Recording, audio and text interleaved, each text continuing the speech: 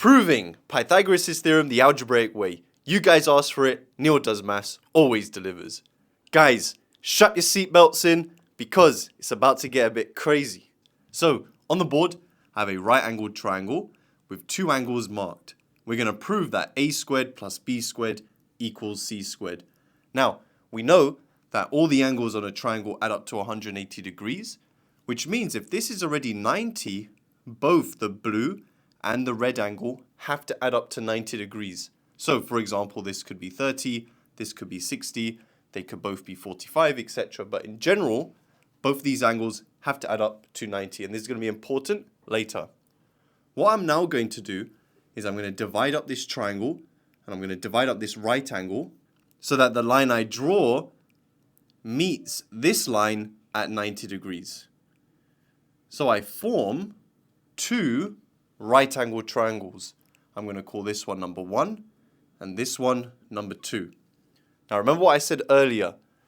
The red and the blue must come in pairs in a right-angled triangle. So since this is 90 degrees, this red angle has to pair up with a blue angle, which is going to be on the other side. So this will have to be a blue angle. Then if you look at triangle 2, can you see it has a blue angle? I got my red pen. So the blue has to match up with another red angle in this right-angled triangle. Now what I'm going to do is redraw both of these triangles so that they have the same orientation. So check this one out. I'm going to draw it like this. This is triangle 1. Yeah, here's my 90 degrees. And I'm going to do it so that it matches my big triangle. So there's my red angle. Then I have my blue angle on the top. Yeah, remember this is just this triangle. I've just flipped it around. Now, A is in between the red and the blue. Between red and blue is A. What else do we have? Well, there's some more redefining that I need to do. Remember I drew this line? I need to define these two lengths. Now, I don't know what they are exactly. I'm going to call this one x. Now, if this whole length is c, and this little bit is x, what would this have to be? You would have to take these away. C take away x. So this would be c take away x. And then you can get rid of this for now. For example, say this whole length was 5, and this length was 2. You would do 5 take away 2 to get 3. That's why I'm subtracting them. So let's go back to this one. In between red and the right angle is x. In between red and the right angle is x. Now let's redraw triangle 2.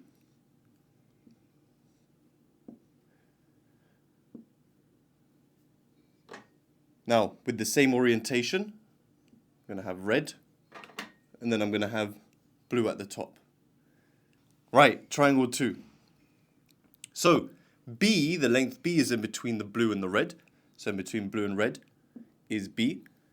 And here, between blue and the right angle is C minus x. So between blue and the right angle is C minus x. Now, we've done this before. What does this remind you of? Where all the angles within a shape are the same. It should remind you of similar shapes where we talk about scale factors. Now, both of these triangles are similar to this big triangle, the original triangle. And remember, I have the same orientation. So what I'm going to do is I'm going to just redraw this triangle down here. Now, I've drawn the main triangle, which is this one, and we're going to use similar shapes to then prove Pythagoras' theorem. So we're going to compare triangle 1 with the main triangle and triangle 2 with the main triangle. Let's focus on number 1 and the main. So we have to find the scale factor. I can compare this length, which is in between the right angle and the red angle, with this, between the right angle and the main angle here. So, how do you find the scale factor of enlargement? We just divide the two numbers. So this divided by this has to be the same as this length divided by this one. Now, A is in between blue and red, and C is in between blue and red. So the scale factor of enlargement would be A divided by C. But this division has to be the same as this division because the scale factor has to be the same. So we're going to say x divided by a, which is this one, equals a divided by c. So equals a divided by c. Now, let's do the same thing with triangle 2.